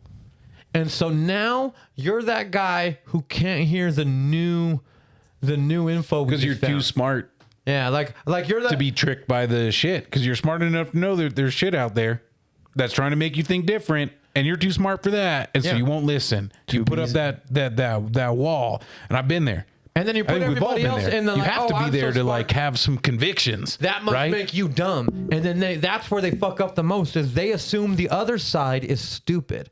And it's like, one, you're never going to get through to stupid people. So calling them stupid is the same thing. And two, there's a lot of really smart people on both sides and a lot of really well-intentioned people on both sides. And I think one opinion is typically the right one. The other opinion is misled and misinformed. But I can be misled and misinformed and have the best intentions and also be smart. And I think without that thought, you end up on your side thinking you're the smartest person on earth. And in reality, you're being washed by a bunch of people with money. Oh, like Anyways. an hour and a half. Yeah, we could wrap up. I could be done with this. I just want to make a point about that. Gooners, am I right? Yeah, fucking gooners. Fucking. I love how We're not going to explain what language gooners is. evolves. I know that one because that's a Zer term. We're going to call you all that. That's. I can't believe you brought that up in our podcast. It's kind of gross. Oh, yeah, that is gross. You My go to bad. Japan for 2 weeks and you come back talking like this. Caves, my bad. We're used to like long pauses and awkward fucking things, and now you're just out here dropping goons, Yeah. goonings, Y'all brought it goonies. first, I don't know. Let's wrap this up. Let's wrap Just this bringing one in up. the youth into this, you know? I gotta, yeah. Let's wrap this up and then Yeah. got something Everybody, else as we're after. wrapping it up, jump in the comments if you're watching and let me know who you're voting for, whether it's Donald Trump, Joe Biden, Robert Kennedy Jr. Or shall you abstain? or fucking anyone else, whoever it Or is. no one. No Let- one. No let one us is. know. No one might be the best honor. Vote you right can't now. Let's vote. see who the fuck is about to be president. And you still can vote. You can vote on LRVT. We allow everybody's vote. And shout out to Emily Chajinski. She's the opposite of of Ryan Grimm. That's right. And I do want to note real quick. I guess this will be my last note of the whole thing. Y'all check out Breaking Points on YouTube. It's off the hook. I fuck with it heavy. If you don't like it, you're washed. Tupac. Done. Bark mine for Tupac too. Oh. And in all reality though, Tupac's Ryan Grimm. hologram. When I listen to Ryan Grimm, almost all of the opinions he remind me of you. They remind me of Steven. And sometimes I feel like he's like I feel He's like channeling Steve. no, I feel like he has another show somewhere by himself, and you're just regurgitating his stuff, right? Like You know I do. This you're is spitting out. I feel like he's regurgitating my stuff. He must be an LRB. He's listener number Hey, 6. he's a cool viewer number dude. 6. He's a dope dude. I fuck with Ryan Grimm. The people who don't fuck with Ryan Grimm are hella conservative, and they really fuck with Emily. And then that's kind of the point. So now you have a show where fans of Ryan Grimm and fans of Emily are watching the same show, and you're hearing the news from them without the bullshit. So then you can hear about a Boeing conspiracy about assassinating whistleblowers at Allegedly. Boeing, and you are now hearing it from both political perspectives, but neither are corporate bot perspectives. They're both they're perspectives that match like your thoughts and shit. It's fucking tight. Anyway, shout out to fucking Breaking Point. Capitalism. That's the any last one. corporation wants to buy me. If it hasn't already. It Well, has it. on the youth Oh, yeah. side, you remind me Okay. a lot of Hassan Piker, or he reminds me a lot of you. Political streamer. Yeah, these are people. I know who that one is. The other one, don't know. Never. I'm sure I've definitely like experienced their shit because I'm sure it comes up on my feeds. I'm sure you're familiar with some of Ryan Grimm's work as far as like publications he's but had. like they are not the cats that I listen to for my opinions or like catch up on the world with. Oh yeah. But y'all should take that as knowing that you should just listen to it here. If you're trying to get all that media, just come to fucking LRVT. You know, you can check out our fucking playlist as well. It's tight as fuck. I think I forgot to put my fucking songs on last week. My bad, y'all. All right, he'll double up today. I will double up today. But check it out. It's good. It's getting better even this year. Like there's so much cool shit coming out or like popping up in our fucking world from the past that is in this playlist. Check it out. Download it. Show your friends. Tell them like, Hell yeah. like it's real easy. Here's the process. All you got to do is be like, oh, you like the music I listen to? Because I know if you're listening to that shit and people hear it, be like, oh, what are you listening to? Because people do that shit to me all the time when I listen to it. All you got to do is be like, check this out. Type this in, LRVT podcast. And you say, just hit the like. LRVT mixtape. Oh, that's right. On Spotify. Podcast is how you find us to get this shit. You can find that on Spotify too. Mixtape is the one that you can follow on Spotify. And just tell them, like, just like it. Just like it. It'll pop up every once in a while and it's going to do you right. I promise it will. Oh, yeah. Because if you like hip hop, if you like some other shit, if you like country, if you like some non-English Look, it's shit, got all kinds of shit. It's not just like we might sound like all we listen to is like dirty slapping fucking gangster hip hop, but You won't it's hear different. hear any radio hits on that. That's the mostly thing. only my picks that are the dirty slapping like But none the of them are hip-hop. radio These hits. guys. Wildfires, yeah, it's tight. Oh yeah. And They're all obscure. If like, I guarantee you, even if you fuck with hip hop, They're cool. You're probably They're gonna cool. find new shit that Steve or me put on there. If you fuck with like lo-fi sometimes, or like like I wouldn't call it lo-fi. I call it like chill beats. What do you call those?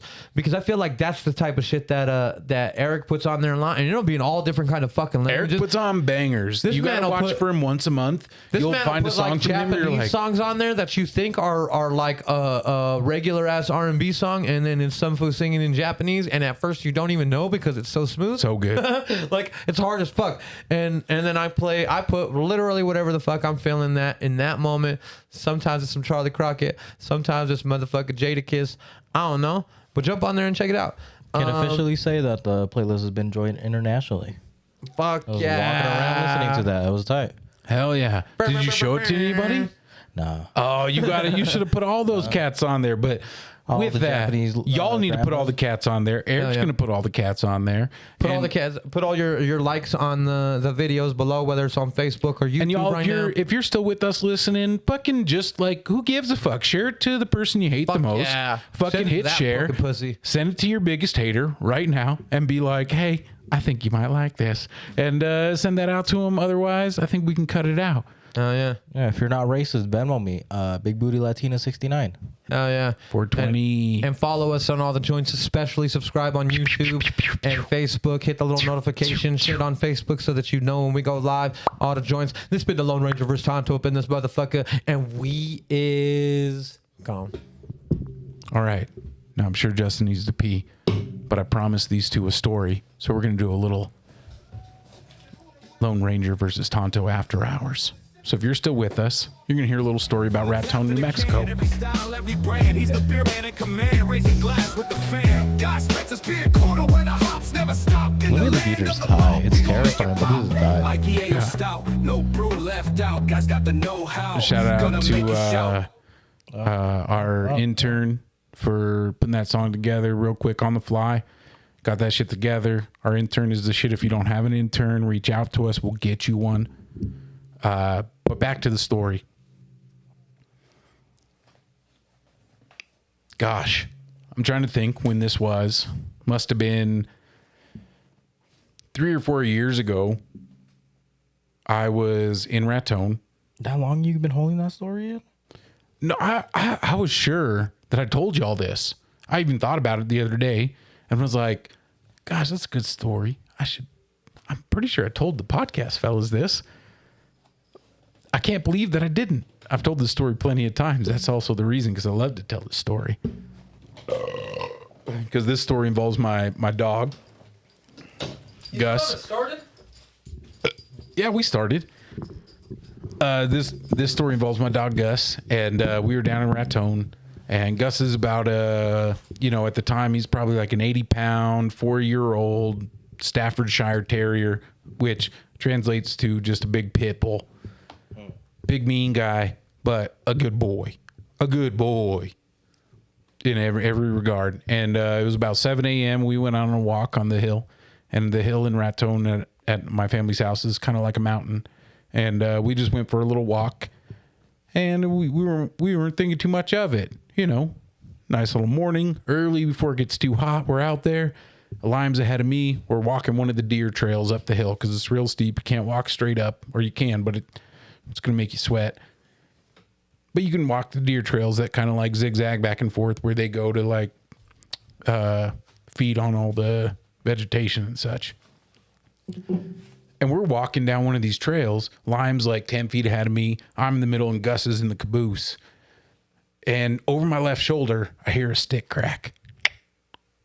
And I look back just in time to see the maybe 6-month-old fawn laying bedded down in, if you ever been to New Mexico on the mountain, there's these pine trees that grow like bowls, right? You know the ones I'm talking about. And it's bedded down inside of one of those bowls that's been like halfway kind of just killed out or grown different or whatever it is. It's on the side of a mountain, so they grow kind of funny. And it's like bedded down within one of these like pine tree, I don't know what they're called, but it's bedded down in one of those. And as I turn my shoulder and I hear it break the stick, because it saw us all walk past it, it thought it was cool. As soon as Gus walked past it and it cracked that stick, I turn over my shoulder just in time to see Gus like lock eyes with it. This fawn is maybe 30, 40 pounds, right? It's little. And I look back and I freeze. My son's ahead of me, so I'm like, cool, he's good.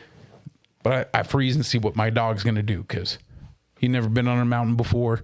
He's been a good boy. And this was like, what's going on? And within about a second, that fawn booked. Got up, and of course that dog fucking chased it. Hell yeah.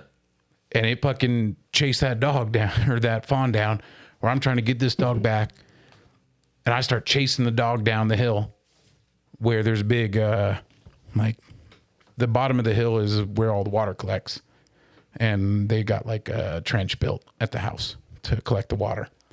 And it's in the spring. So there's all kind of growth of the plants over there. And they're not maintained. It's just like a mountainside kind of. Not maintained. So they're like 6 feet tall. And so I start chasing Gus down and I lose him. The fawn disappears. Gus disappears. The only thing I saw is it kicked Gus in the face right as it got up. Bam, popped him in the chin. And then dart.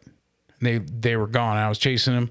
Couldn't find them. I turned back up around the hill and I find my son fucking crying. And I look around because I see him up the hill fucking bawling his eyes out. He's only like 7 or 8 this time, bawling his eyes out. And I think because he's just like scared for my dog. And then I see the doe.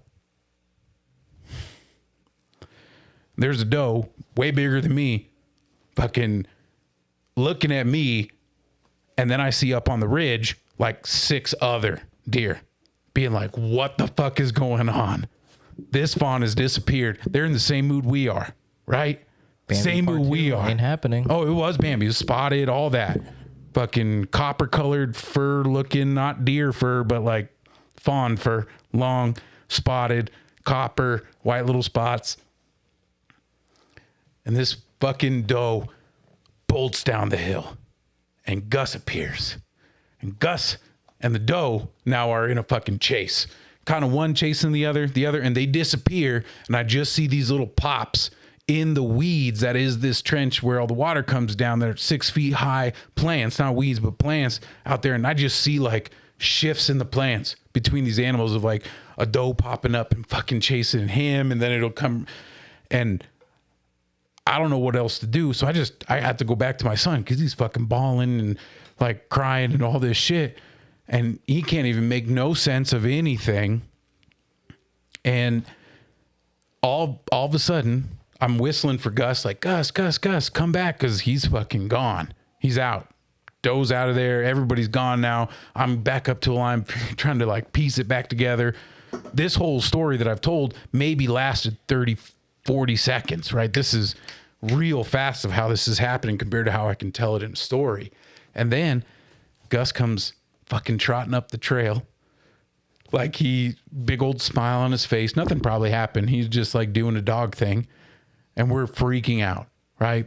And Lime later tells me that doe and what made him so scared was he said that doe came at him close enough where he could have reached out and touched it.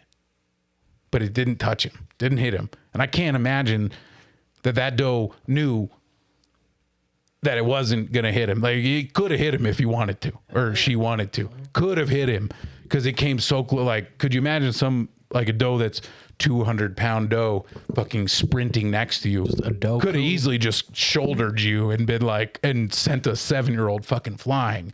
But it fucking right down after him, chasing the fawn, chasing Gus, chasing the fawn, chasing me, like all that. And it was, like I said, it happened so fast, but I can tell this story in such slow motion because, like, that's how you get in the scenario of like, that dog came walking up. I picked his ass up. We didn't even have a collar on because we were just on the hill. It was 7 a.m. I didn't think anything was going to happen. We got 17 acres to be okay out there.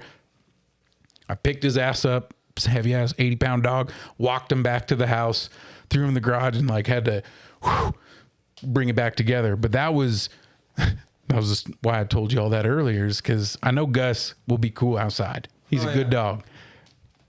But He gonna get away on his own. if something thinks that he thinks that even smells like danger, he's gonna make sure it's as far away as possible. He'll come back, but he can't be living out in the streets out here in Aurora acting like that. You get hit by a car. Get hit by a car. R.I.P. to my uncle's little dog, little 20-year-old Chihuahua, 20 years old, just R.I.P. died this week.